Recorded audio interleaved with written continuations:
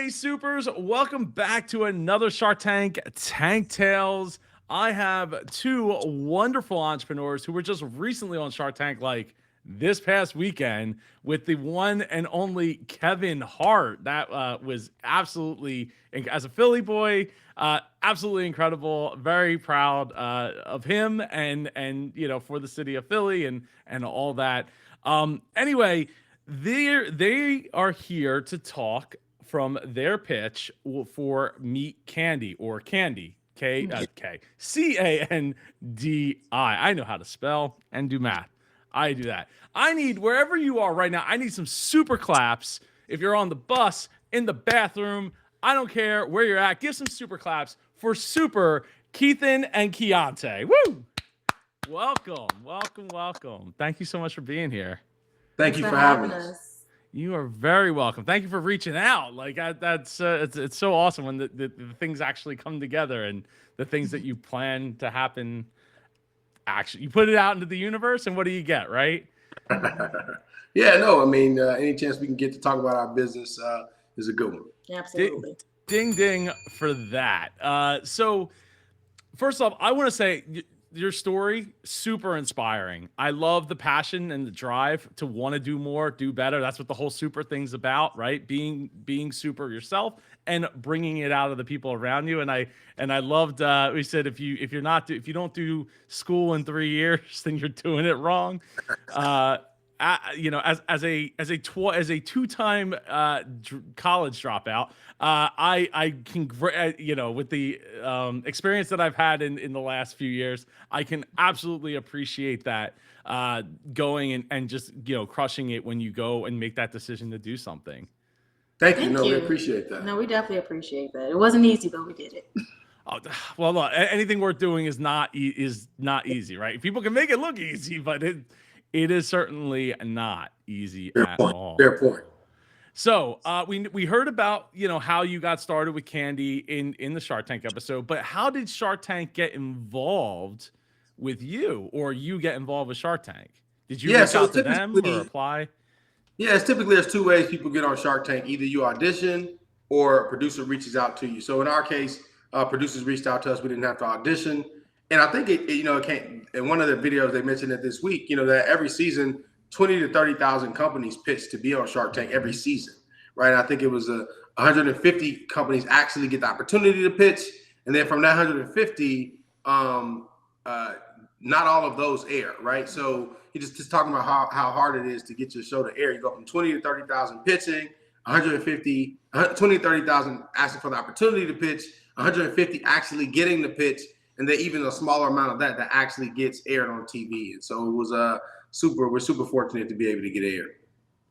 Yeah, I mean that is a big thing. And I haven't come across any entrepreneurs that were like, hey, I pitched, but my episode never actually aired yet. So maybe somebody will reach out, watching this video right now, and will reach out, because I would love to hear that story too, right? Having those stories that just didn't make it on the air for one. Yeah, I think it may be tough. I mean, without saying too much, I think there's legal protections around why you probably haven't had that happen. And yeah, I mean, and quite possibly, right? And that's because they don't want that stuff to be out, especially because they could air. In the case of last year, they aired an episode from the previous season.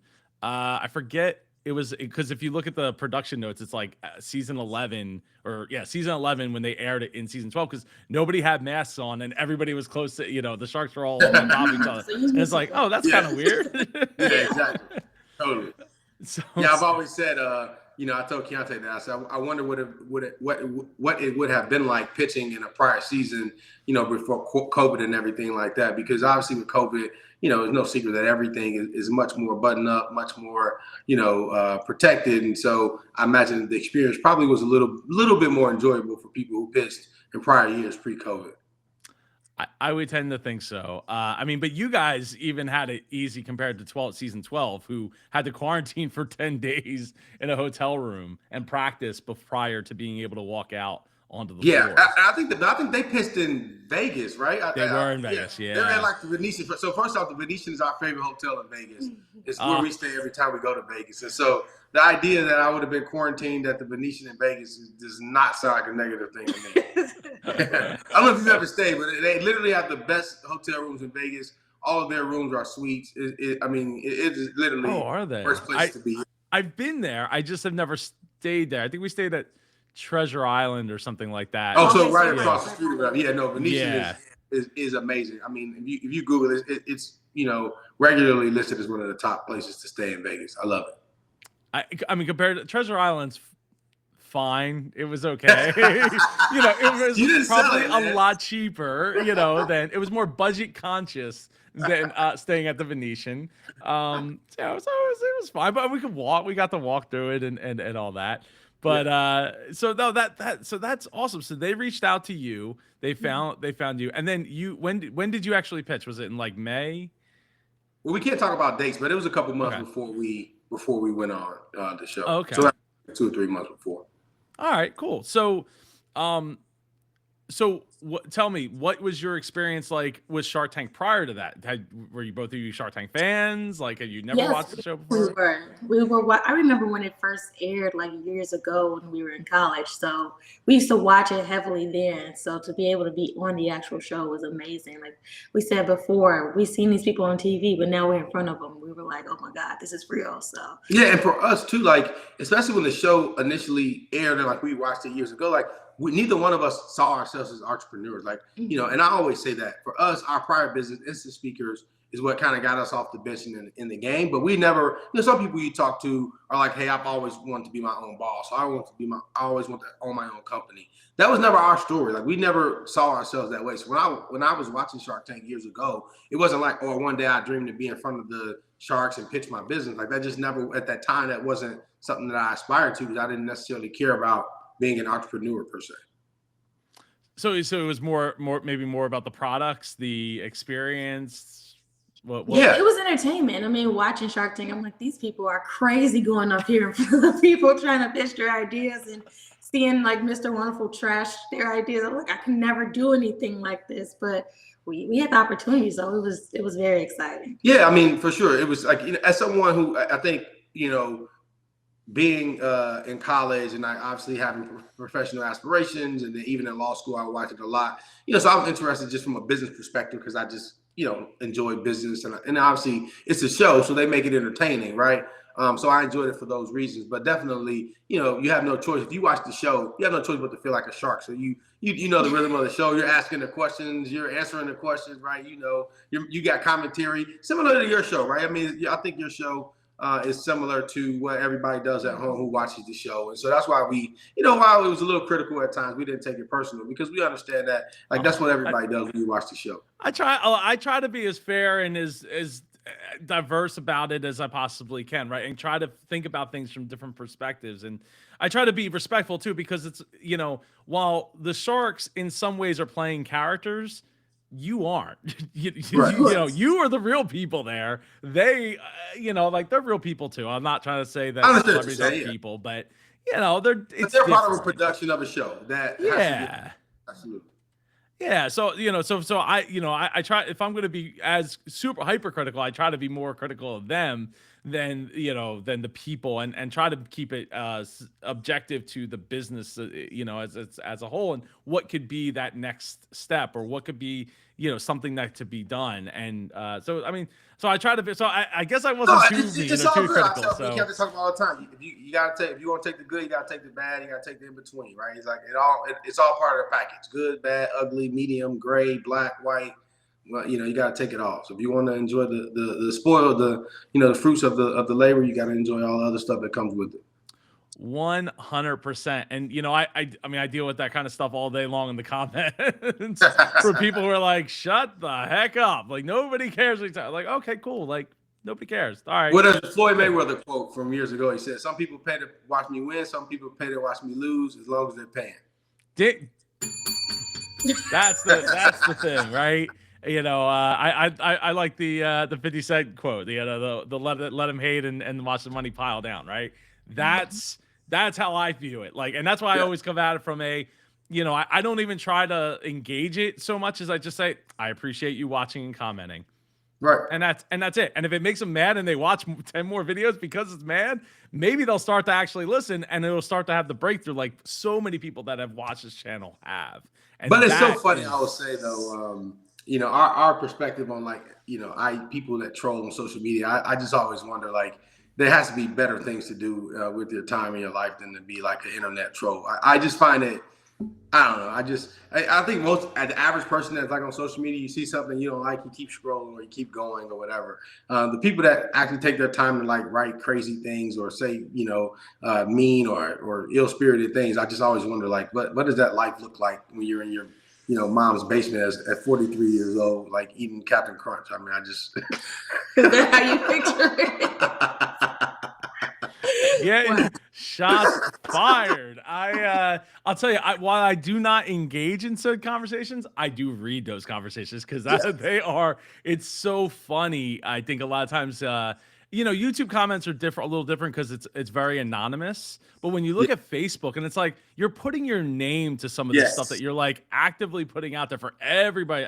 And look, I know people that do dumb things like that, including my own family members. And I'm like, we all got them. I'm not saying a name, but Dad, stop. Nobody cares. Nobody, like, seriously, stop. You're doing more harm than good to everybody. The only person that's getting anything out of it is this guy. Well, if you weren't related to me, this guy, because I'm reading it and having a good time eating the popcorn in the comments, right. you know, no question. You know, it's just wild, right? And I think it comes back to skin in the game, right? If you don't feel like you have anything to lose, then you put things out there like that, and again, anonymous aside, through like Twitter or whatever. Right. If you don't feel like you have anything to lose, then yeah, you're gonna say whatever's on your mind, and it's like, well, yeah, but like other people are gonna see this, and your name is on this, and that's really what you want to put into the world. Like, it's just anyway. So, how did you guys go about preparing for Shark Tank? Did you watch a whole bunch of Shark Tank? Did you, what was your pitch preparation looking like?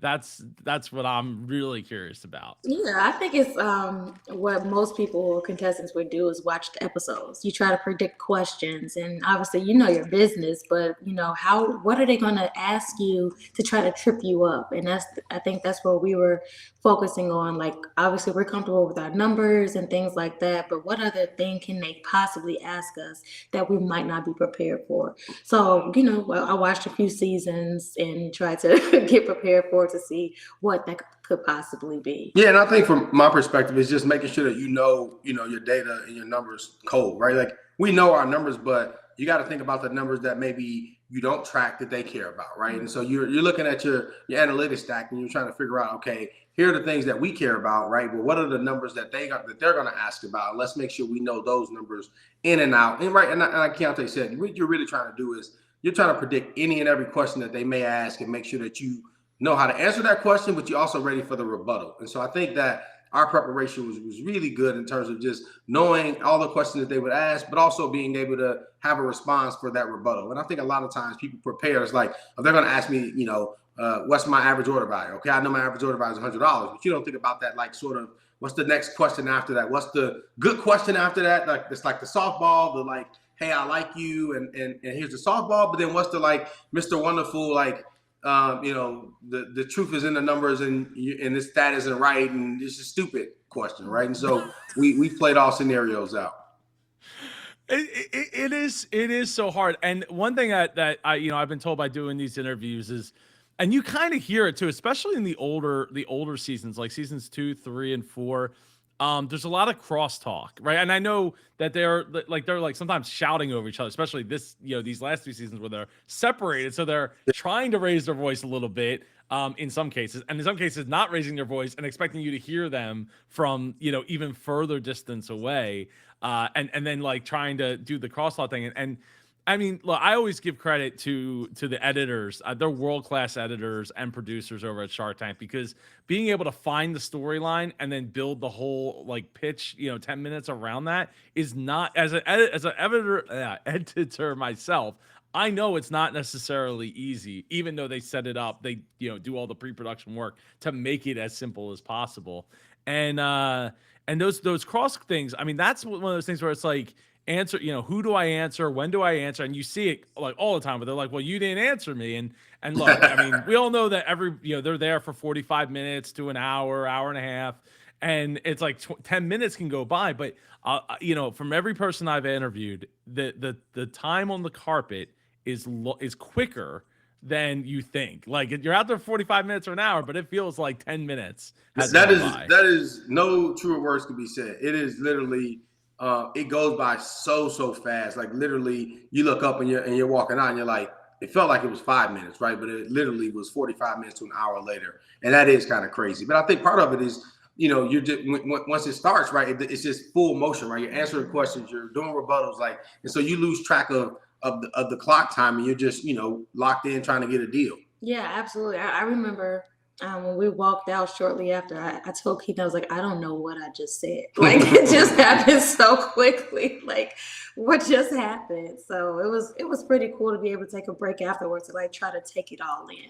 And that's and that is the part that if you could redo, or you try to, like, it happens so fast that you don't really get to like relive the memory as much. Like it's not as clear as you would think, right? So like watching the episode, we were excited to watch the episode because like a lot of those memories go away because it happens so fast. And when you're in there, you're not savoring the moment. You're pitching, you're talking, right?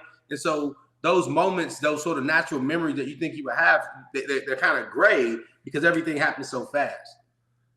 You both of you did either of you play sports at all? I played football in college.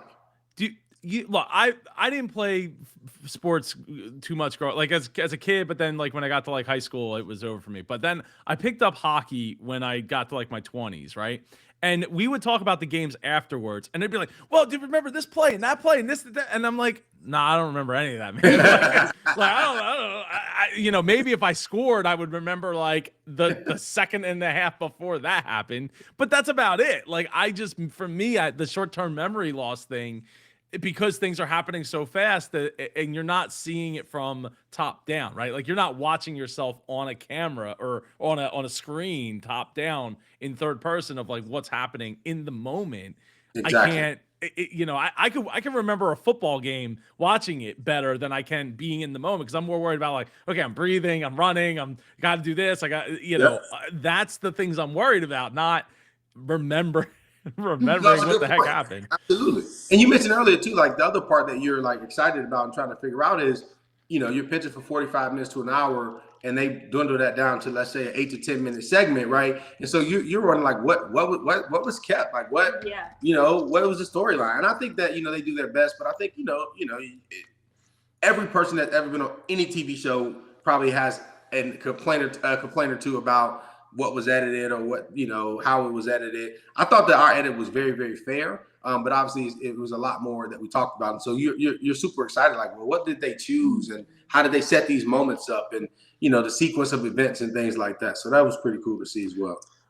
I mean, for insight as an editor, like if I was doing it, I would start at the end. What's the end result? And then work backwards. Cause then you can build the story off of like how it went. Cause there's definitely instances where, I forget who I was talking to. Like, I can't believe this didn't come up in the episode. Like we talked about this, you talked about it in your reaction video, but it didn't come up. And it's like, well, because it didn't fit the narrative of where they were going with it. Right. Yeah, it didn't fit the outcome. And the other thing is you don't want to confuse people. So like, say you start talking about one of your competitors and you like go down that rabbit hole of like, well, we know that this company does this and this and this because they're like a publicly traded company, and it's like, okay, but the viewer as the TV viewer, like they might get lost in this because they're like, I'm watching now, I'm looking at my phone now, I'm watching phone, and I'm lost, right? And so it's very tricky to like make it so that everything kind of makes sense like that, and that's when things that even important things get cut. Yeah, and it's a show, so it has to be entertainment. Ding ding for that. So you when you came up with your pitch, how often were you rehearsing, and how did you fit those rehearsals in your already busy ethos of a life? Yeah, lives. I mean, we had definitely rehearsals, like late at night, maybe like 11 p.m. after our work day. And we were actually renovating the house at the time too. So it was just a lot of things going on. So our daytime hours were definitely accounted for, but we definitely had to fit it in and make it happen because we knew we were going to be on national TV. Yeah, and that is the tough part. Obviously, is like you don't really know though, right? Like you interview, exactly. So you're prepared for the possibility of what may or may not happen, and so that part is a little bit different, but you got to be ready just in case. Yeah, and then if you think about our personalities with throughout this process of doing interviews, like, Keithan is a talker, he's more dominant. So for me, on the other hand, I'm like, okay, I have to talk, I have to speak up and practice doing that because that's not me naturally. I like to sit and be in the background. So it was definitely a lot of rehearsal for me.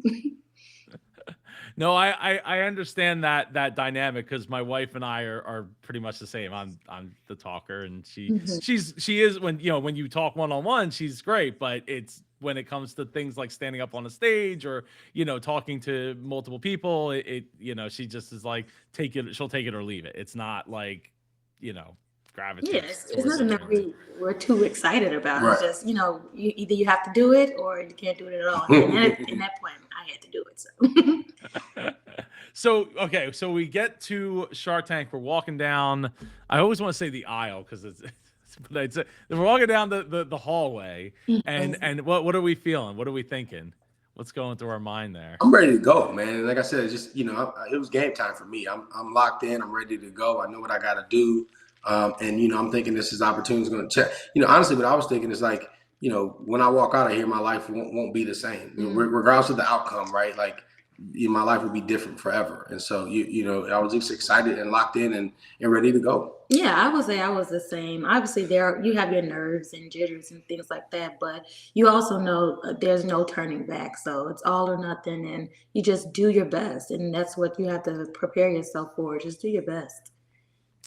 Did it throw you off to have to stand there for 10 minutes after you, or I don't know, 5 minutes or whatever it is? Because you walk out and you have to stand there and wait because they're getting all their B-roll shots, right? Of what's going on. Did that get in your mind at all? Like a kicker, right? Like doing the freeze. It's funny, man. You've been talking to some people, man. Yeah, Like, Oh, I so. know, I know. I know what's up, man.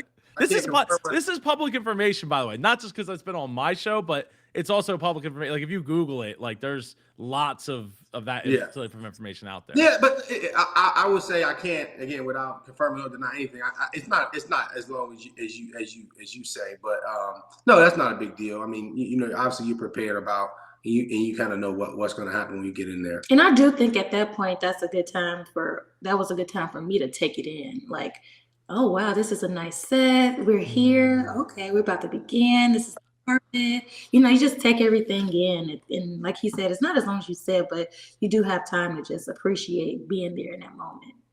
That is cool. I just, but my first thought is like, I'm pumped, we're ready, I'm going, and then you get down to the end of the hall and you stand there and you're like, oh God. Okay, like I was ready. I'm pumped. I knew my lines. Yeah. But we see that in the show. We see that where people they start like, hi, I'm Joe, and they gotta start over. That's fair. All right, let me start over again. Okay, hi, I'm Joe. And it's definitely tough. So, working through your numbers and the business model with the Sharks. What can you tell me about how you were feeling as as it was progressing? Yeah, I mean, I think for us, one of the things that we had done extensive research on all the Sharks, right? And so one of the things that we weren't as surprised about was Kevin Hart's commentary.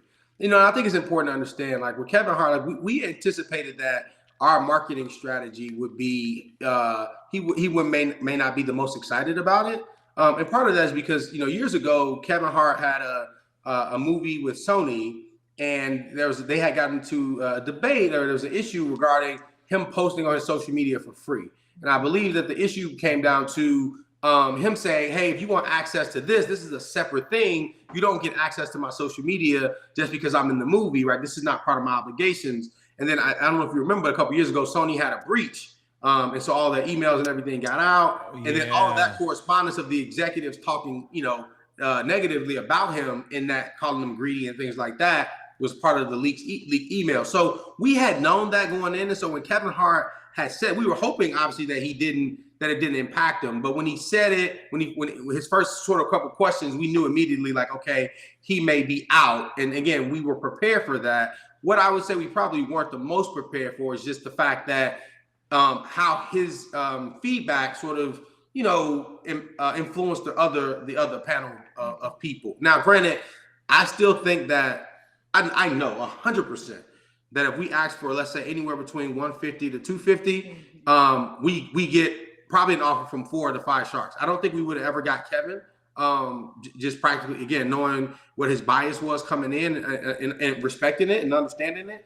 But I think that at 150 to 250, we walk out with 4 offers. I mean, again, being there for the entire time, there was no, and I won't steal your thunder on your questions, but there was no negative, feedback on the operations or our business model. And Mark and Lori said it wasn't air, but they said it was, as you know, Joe, the rules of the game are that you cannot get less money than you asked for, right? That's like the only rule when you walk into the tank.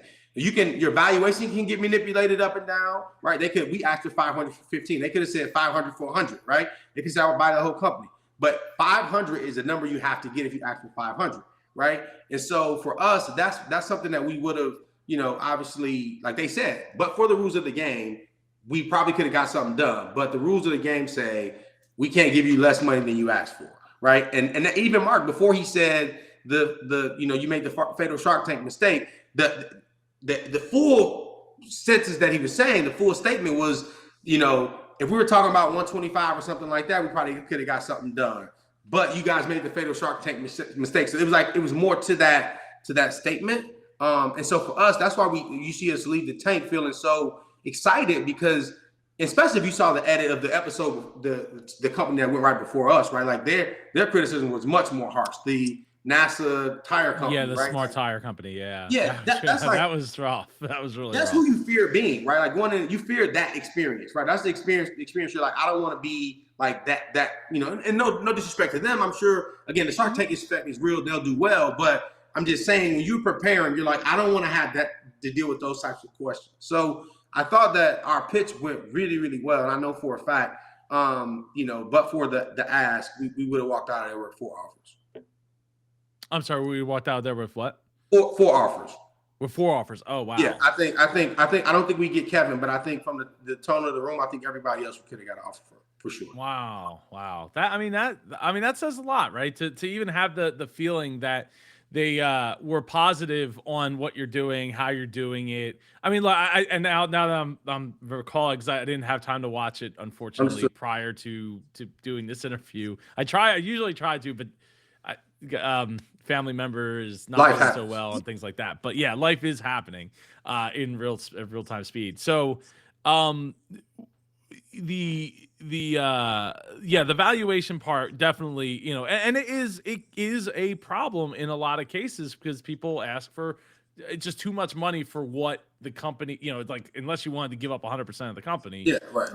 It becomes a problem, and they're like, and they don't necessarily want to take on all the risk either, and that's the relationship part of it, right? Is like, and I do think what makes it tougher for us being a tech company though is I think there's a reason why products typically do the best on Shark Tank, right? Because the economics there are a little bit different. Where when you're a tech company, right, like, and you see all tech companies, right, like you don't really tie.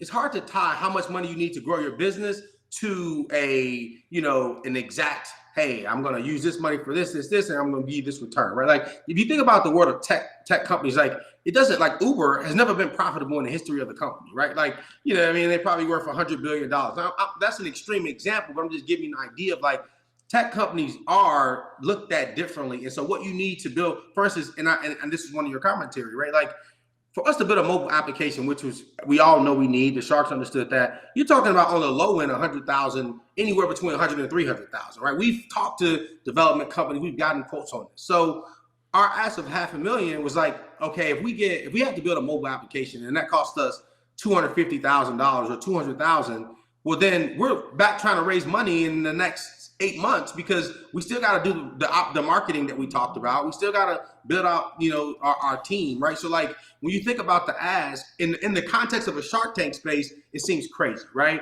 Because again, most of the companies on Shark Tank that ask for $500,000 have, over $500,000 in sales or something like that. But when you think about it in the tech world, if you think about like tech companies, there's so many tech companies, they get $500,000 or $1 million before they even go to launch, before they sold one, downloaded one mobile app or anything like that. And so for us, I think you have to look at our ask in the context of a tech company, not in the context of a product company, which is typically what you see on Shark Tank. I think those are two different spaces. No, 100%. And this has come up in the comments before, talking about like down rounds. And I actually want to do a video on this because I don't feel the same way that some people do about the down round, when the down round is a shark that went out to ABC. And to your point, these are all things that the Sharks would have said to you if you had come in asking for $150,000 to $200,000, because they would have said, well, you're going to need more money because that app is going to cost you probably bare minimum $100,000 to get started. Right? Exactly. So not, and we've said this though, the team and the increase that you were also looking for out of the three. I wrote that part down in my notes. Yeah, exactly. We're trying to do actual marketing, right? So that was one part of it. And again, we said if we could do it again for sure, we would have still asked for less money and just figured out how to make it work later, right? Like I think that's where we could have been more savvy. We would have just said, hey, we probably need $500,000 to make things happen, but because there's two strategies, right? Like, do you go in to get a deal or do you go in to actually get what your company needs, right? And I think that our mindset was to go in and actually get the resource that our company needs to grow. And I think if we could change it, our strategy probably would have been, let's go in and get a deal, right? Like, let's ask for a number that we know for sure we could get and walk out of there with a deal and figure the rest out. And I think any other future, Shark Tank entrepreneur that's watching this, I think that's the question you got to ask yourself is, I think the most savvy move is to ask for a number that you know for sure you can get a deal on, not necessarily the amount of money that you know you need, because the Shark Tank effect, the $1 million of free marketing and stuff that you get, you can figure the other things out at a later point. But I think asking for what you know you need to build your business, I think practically is just it's not good gamesmanship, right? It's not because I think that's the part that you have to factor into this is gamesmanship. And I think our gamesmanship could have been a little bit better. We asked for what we know we could deliver on and what we could deliver a great return on. But our gamesmanship was off, and that we should have said, we know for a fact we can get 150 or 200,000. Let's set that number and figure the rest out later. Yeah, that's one. It's a strategy, right? And it's the hope, and I get it, because it's also like potentially your one shot. Just because somebody invests with you doesn't mean that they're willing to. Okay, it doesn't happen every time. They're like, oh yeah, I will fund all the POs and make everything happen for you. Like they'll be like, yeah, well let's see, like let's get through this first. And to go back to, well, two things to go back to. One, to the whole the tech companies, to finish my thought on the tech company. Absolutely. It's because it's scalable at an incredible rate than like making this cup and shipping this cup and like getting somebody to buy this cup, right? It's the scalability is I don't want to say endless, but it's like virtually, in air quotes, endless. You can reach so many more people. Server space, server storage, bandwidth, and all those things are scalable things that are done every single day of every single year all over the planet. So it's not like it's a hard thing to do to be able to scale up and make that happen, or scale back when needed, to reduce costs. So that's why tech companies can be valued at that, just because it's just different than a physical product. Exactly. And that was my point. Again, the vast majority of what you see on Shark Tank are physical products, right? Like, and I do think that that's something that other future Shark Tank companies should think about. Is if you're a tech company, I think you do have to approach it differently. And again, like I said, I think if you look at our ask in the context of traditional tech investing, I think it is a totally normal, sort of ask. But I think in this process, we should have, approached that differently. And I think the second part too is, and I don't know if you're going to get to this, Joe, but me and Quiante talked about this too. It's like, we did think that there would have been much more appreciation for our savviness regarding how we market our company as well. But I mean, if you think about this, Joe, let me ask you this question. Like, if you're a company in our position, you have no prior connections to Hollywood, right? You have limited access to capital because you're bootstrapping. And you got to figure out, okay, I want to sell celebrity meet and greets. I don't have money for marketing, right? I have limited connect. Like, what is your other strategy to market and promote your business other than saying, if I can get this celebrity who has 10 million followers to post on their social media, and I don't have to pay them for it, right? Like, to me, if I was in that seat, I would say that's extremely savvy.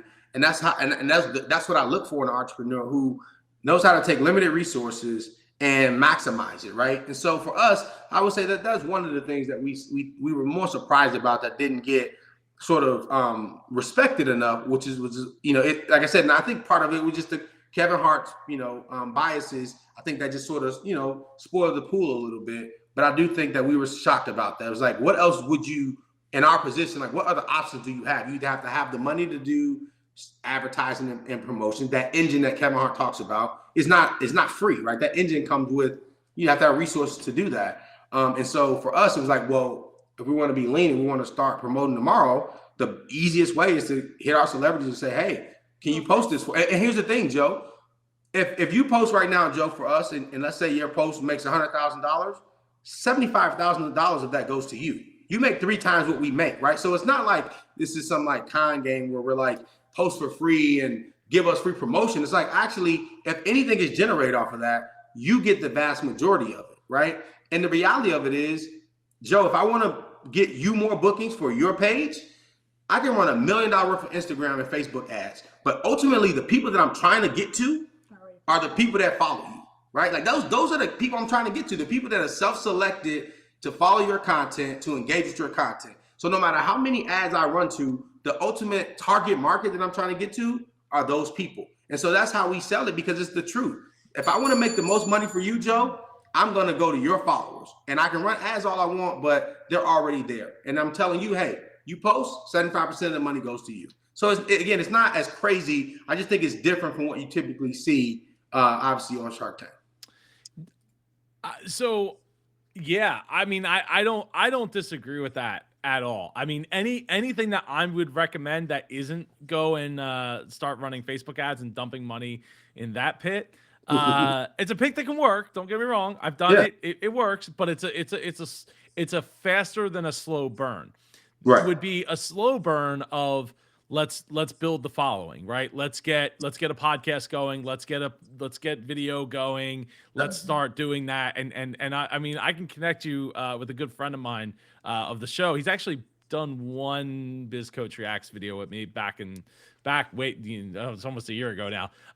Brett Allen, but that's what he does. He interviews celebrities, and he makes that happen. So and gets in with those booking agents and things like that. Now but that took him, I want to say like 2 to 3 years before he like really owned the fact that he was a pop culture celebrity based interview show. He did a lot of other interviews and things, cutting his teeth before he got there. So like for you guys to be able to go as fast, as you did, that says a lot. Like that says a lot, right? To the hustle, to the likability of both of you, the trustability of both of you, and all that. So yeah, those would be the things that I would say. So you're not like, you're going to have some upfront costs. You got to get a microphone, even a webcam or something. And then you got to get good at talking on camera, and you got to actually get people to like you. I mean, look, I could talk today as here on the show, but like I've been creating content since I was 10, blogging since I was 10 in 96, right? And I started podcasting in 2014. So it's already 8 years later that to be able to even have this conversation on camera and on a microphone and sound the way that I do it, which isn't even that good really, but it's good enough to get you to reach out and come on the show. To go back to Kevin Hart and his deal, I do want to say I vaguely remember the Sony leak, that. But the thing that stands out to me though about that, and this goes for anybody, any entrepreneurs, any like. Could you say that again? No, I can't say it again because you shouldn't have woke up, Siri. Is if you like, if the only way I definitely agree with Kevin Hart on his stance on that, and the reason being is he didn't get selected by Sony, right, to be like, you're gonna be the new it guy, right? Like you were nobody before, like we literally saw you on the street. The great story, like Terminator 2, the kid in Terminator 2, he was a nobody. Literally kid that James Cameron found in an arcade, right? He nobody. He made that part with him in mind, right? So that kind of thing is like, if Sony was like, hey, if this was the 40s again, and you have the contract where it's like, we're going to own your contract. You can't do any movies, any TV shows, nothing with anybody else because we own your contract. That to me is a different story than like Kevin Hart grinded his face off. I mean, I don't know if you've ever listened to his book. Of course. I mean, it's incredible, right? And it speaks to every person that's grinded the heck out of something that everyone else was like, yeah, that's nice, but like, are you really going to make any money at that? Are you really going to be able to do anything with it? And it you should totally go after this, go listen to it. So I agree with Kevin completely on that, and understand, like, and for a bunch of rich execs to sit around and snub their nose at somebody that they didn't make. They didn't make. Oh no, and we agree right? with them. We thought, we thought it made total sense, right? And that was the point. Like, we were like, look, we understand this point, and I don't think his point was wrong, but we also understood how that would be a potential issue for our pitch, right? And that just kind of was our research. Like, we understood his position, and even when I remember when it happened vaguely, and I agreed with him, right? And I understood what he meant. And he went on Breakfast Club and he talked about it, things like that. So we agreed with his stance, but we knew like that would be a problem for us in our pitch. Yeah, and then even like with our marketing efforts, this is nothing that we want to do, for the long haul. This is just what we knew to do and what we had the resources to do at that point. So we do agree with Kevin Hart. Like, we don't want to just use our talent to just market. Like, eventually, obviously, we want to have our own marketing efforts, and that's what we're doing now, working on that. Right, because I mean, otherwise you get to that race to the bottom, because someone else is going to be like, well, I can do what they do, and I'll give you 80%. And then someone will be like, well, I'll give you 85%. Well, I'll give you 90%. I'll work on 5%. Like, but I'll be honest, Joe, if I'm going to be real here, I did. Yeah, go ahead. That comment from Kevin Hart, I did think was, a little unfair, right? The idea of like, so when someone else comes along and bigger, like, you could literally say that about every startup, every company in the world that isn't a Fortune 500 company, right? Every company that comes on there selling cupcakes, or like, why doesn't Kraft do that? Why doesn't Sara Lee do, like, you know what I mean? Like, or whatever the case is, right? Or why doesn't Walmart take this idea?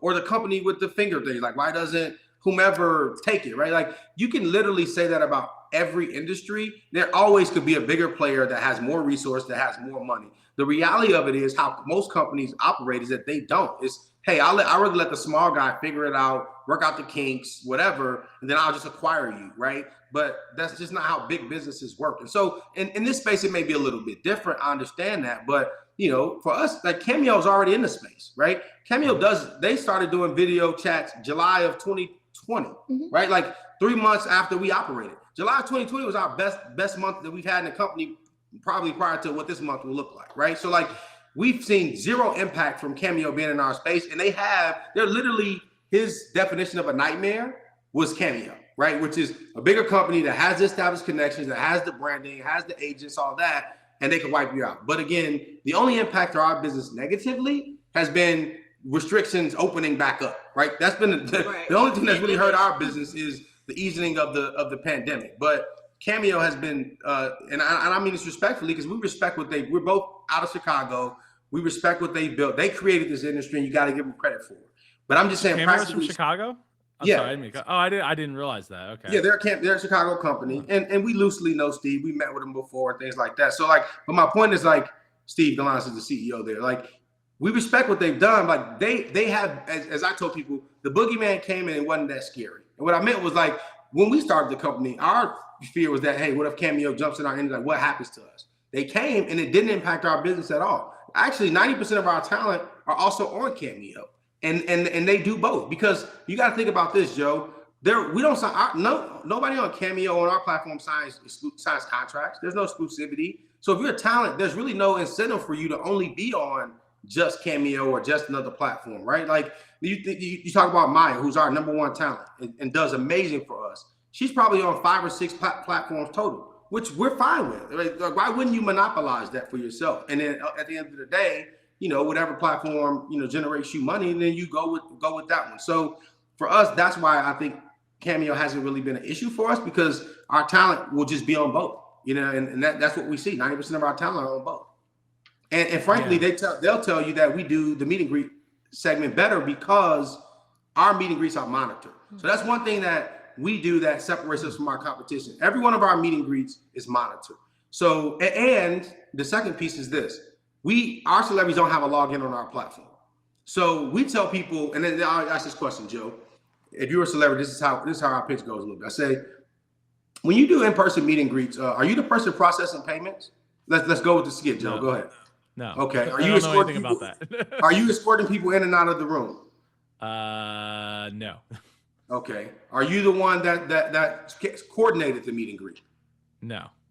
And we say, so why should you do this in a virtual format, right? And that's our pitch to our celebrities. You don't have a login because at the end of the day, you're talking about people who have agents, managers, assistants, right? I don't want you to have to log in and keep track of all your bookings and which ones expired and we manage that entire process for them. We consider ourselves an extension of their team. When they have bookings, that's what we do. We do exactly what their managers do. We call them, we email them, we text with them, right? Like that's what we do. We have a team, an offshore team that manages that process. And that's how we work with our talent. But we're not telling you, hey, here's your login, go manage your 10,000 bookings and keep track of that.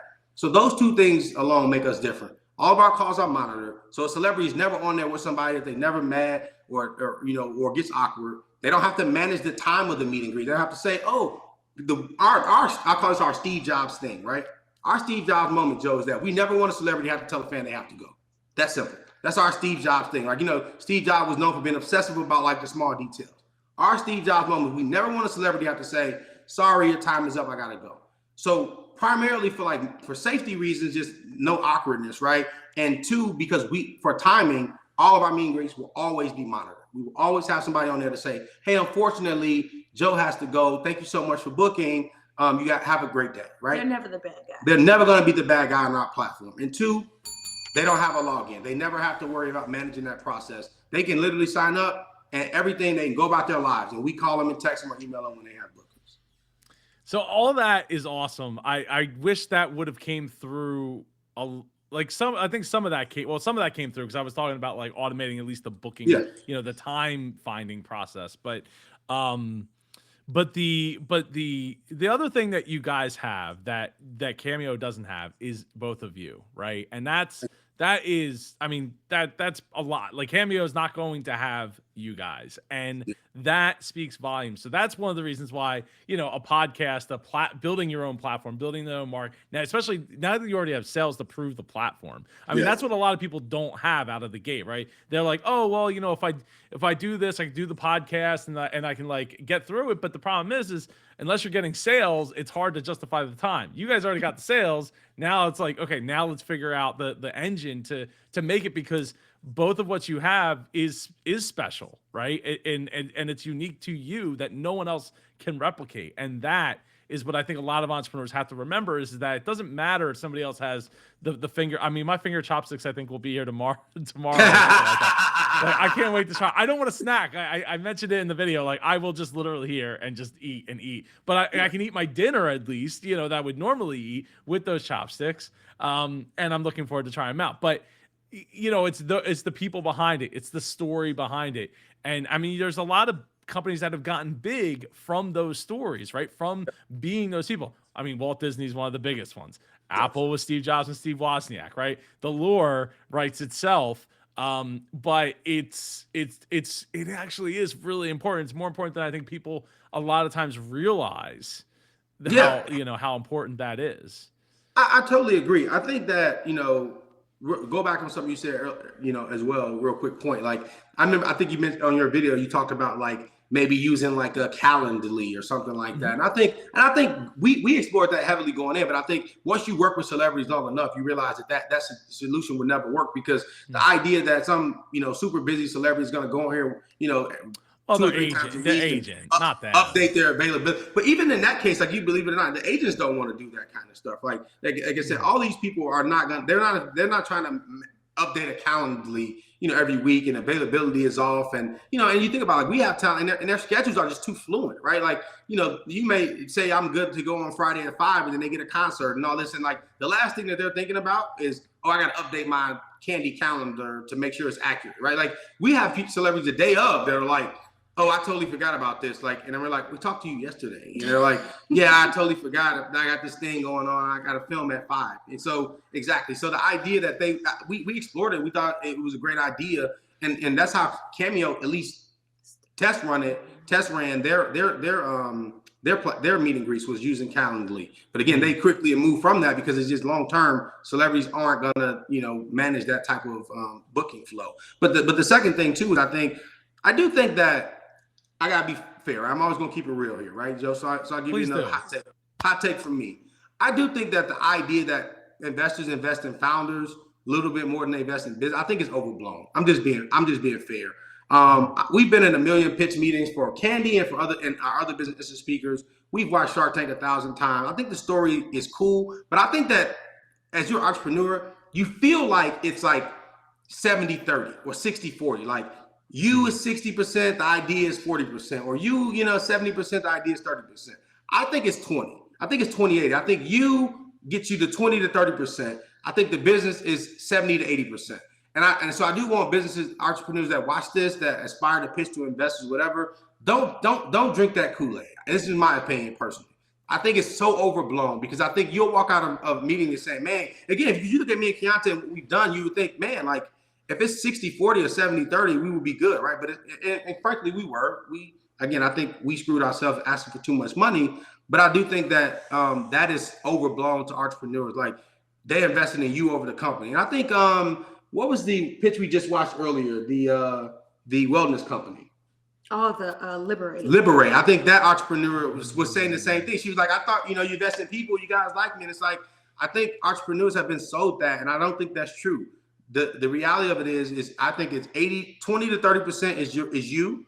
The other 70, the vast majority, is your company or your business. No, I don't think entrepreneurs or investors are going to say, well, I love you so much, and it's not quite figured out, or, it's not quite there, but I know you'll figure it out. They're going to say, you'll figure it out, no deal, right? Like, I'm out, but you'll figure it out, right? And like, so I think I just always like try to caveat that, because I've just been to too many of these investor meetings where I'm like, that ain't the case. It's 20 to 30%. But I think if you ask the average entrepreneur, and maybe ask the next one you interview, like, what percentage they think it is, I guarantee you most people think it's like bigger than it is. Your story is only a little piece of that. The next one I'm interviewing is the Black Sands Entertainment later tonight. So I'm looking forward to that one. But that's not a good question to ask them. I mean, obviously they crushed it. So yeah, they did. They did. And I don't feel that their background story mattered as much. But exactly. You know what it is? I think people look at there's a couple of instances in Shark Tank history where that was like, look, I'm going to invest. Now, when they do that, little secret, they're asking for a lot less money than $500,000, right?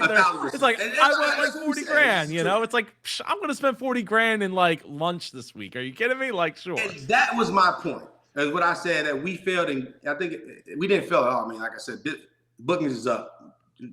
Website, everything is up, right? But that's what I was saying earlier. Is I think the gamesmanship from us could have been better. And I think that's a question that every entrepreneur has to ask themselves who wants to be on Shark Tank is, do you ask for what you think your business really needs, or do you ask for enough to get a deal done? And I think, practically speaking, frankly, you got to ask for a number that gets the deal done. And I think that you got to figure the rest out after the show, right? Like, after the show airs, you can figure out how to actually get the other money you need. Because if you get a deal and you get to air, the rest of that stuff will figure itself out, right? Your bookings will go through the roof. You have enough money to do all this other stuff.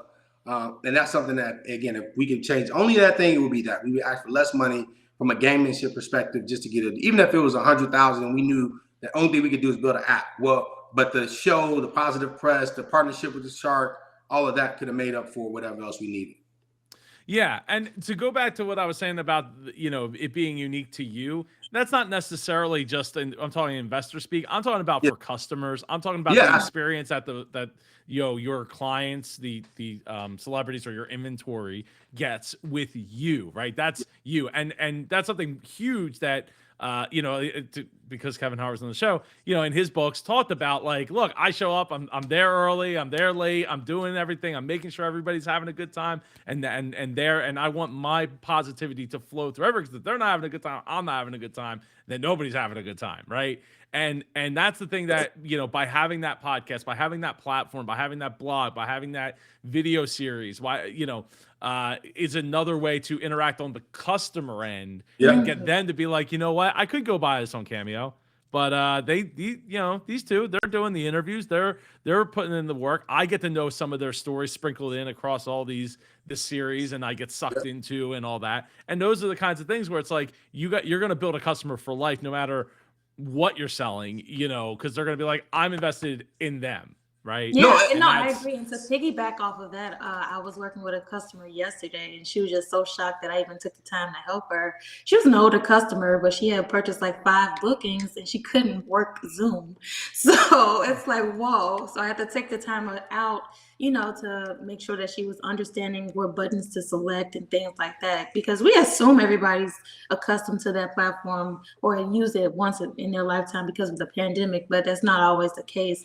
And she was just so shocked. She was like, I can't believe you're actually helping me. I'm like, well, of course I want to help you, and she was just like, I'll come back. I promise I'll come back. So that's something that we're seeing that. And we do have a blog on our website currently, and we've talked about launching the Candi podcast, and so that's something that we started with the blog. We want to build that out and continue to drop content. It's a new offering. It's not. We probably got like 5 or 6 posts up, and then I for sure that the podcast idea is something that we've totally talked about so many times before. Because got a great set for it. Thank you. This is Quiante's podcast, the Go Best Friend podcast. She launched that the same night as Shark Tank. Her and her best friend talking girl talk and everything. Everything that he's saying is true. So check it out on YouTube. Check it out on wherever you get your podcast. Go Best Friend Podcast. It's awesome. I will definitely be linking that down below. Maybe you have Joe on the show to talk about entrepreneurship. Oh yeah, that'd be awesome. And knucklehead husband. He sounds like he's a knucklehead husband too. I am. I can bring my wife on. She might come on. I don't know. She's more camera shy than I am. But if it's an opportunity to talk bad about me, then she's open to critique me, I guess. Maybe it'll work something out, huh? Yeah, I can talk to her about it. We are best friends and all. So all right. So is there anything else that you want to fill us in that's happened since Shark Tank? I mean, you've done a pretty good job so far, but was there any other things since being on Shark Tank that's happened, or that you feel other entrepreneurs should know or look out for? The amount. So I would say for me, a couple things. One, the Shark Tank effect is real, just the reality. Like I think we had the moment we walked out of the tank and said, we're Candi. I think we had like 10,000 hits, people on our site, like within like within that like 10 seconds, right? So the Shark Tank effect is real. And the other thing I would say too is that like we've had so many offers for investors have come out of like the back bushes, underneath the bed, the left to right. So that's been awesome, and been partnerships, right? So many businesses, and that's obviously you have to weed through that stuff, right? Like some of that stuff is people just wanting to send emails and see if they can get you to respond, but some of that stuff is valid. And so we've had some conversations about some partnerships, so stay tuned for that type of stuff. And then, like I said, these investment conversations, we've even had people try to acquire us already. So it's just been a crazy, less than a week already, which is unbelievable. I know it's only Wednesday. Yeah, exactly. Yeah, no. And then also keep and talk about what you have going on. Yeah, so in connection, with that, obviously leading up to the show, like we get a ton of people always asking us about how to start a business. So how did you build a company? So I wrote an ebook. I have a list of over 7,500 celebrity and influencer booking emails, the same emails that I used to recruit over 350 celebrities to Candi. I'm helping other business. You want to reach out to celebrities, get them to promote your business. Like we're not trying to hold the sauce. I'm giving you that list. You can purchase that list on my website, keithanhedrick.com. You can get a list of over 7,500 celebrity influencer booking emails to help you promote your business. You can get my ebook to learn how we built Candi from scratch with no prior connections to Hollywood. And I'm also giving you a celebrity email guide. So I'm teaching you exactly what to say to celebrities to get them to partner with you, promote your products. And I'm giving you the exact template that we use to get our first 200 or so influencers. I'm giving you that exact template, and I'm giving you a template to use. So we put together all these products to be able to help other businesses, create and grow their business. I love that. Where can people go and get that? www.keithanhedrick.com. KeithanHedrick. I love it. I love it. That, I truly do believe in the "we grow together" mantra, and the whole competition thing is, look, we need competition to be able to create better things. Yep. But at the end of the day, putting somebody else out of business isn't necessarily helping you, because you don't have to get any better and all that, and that's not helping the customer. So no, I said one thing for you. Yeah, of course. Go ahead. I mean, the last thing I would say is, in my book, I talk about that, right? Like how I think that if you are an entrepreneur who's ever Googled a business idea, saw that there's another company that did it, and you stopped doing it, I think you made a mistake. I think that having competitors in your industry is one of the best signs of success for long term. And I'll talk about that in the book, but I think the biggest piece that I'll say, and I'll end it here, is that it allows you to prove that a market exists for a product or a service without having to spend the money to validate it. And I think, again, I'll end it this to say that's what we do give credit for Cameo, is that they created this space. They showed us that customers would pay to interact with celebrities. They built that industry, and they opened up the door and allowed us to be able to create our business. And I think what I'm teaching in my book, and is important for other entrepreneurs, is how to leverage your competitors in your space to save yourself a ton of money doing customer discovery. The proof thing is huge, right? And that's something I've come up against in the past, right? Like I started my independent podcast conference back when it was called the Middleland Podcast Conference. There was already podcast conferences out there, not too many at the time back in 2014, but there was one big one, quote unquote big one at the time. It grew a lot bigger, but there's always room for a boutique one because people like a smaller, more intimate experience than 2,000 people at a conference, right? With a ton of rooms to go in. And even when I went back to my family's business in 2018 to build out a franchisable model of our truck repair shop, there was only one other company that we could find that had a franchise model of heavy duty truck repair. And I'm like, but that's somebody actually did it and was successful at it. It's not like, oh, a bunch of people tried this and they all failed. So what makes you think, Joe, that you could super wave your wand and make it happen? Like, well, first of all, I still think I could, but at least there's proof. These people have like 10 locations, like they did it, right?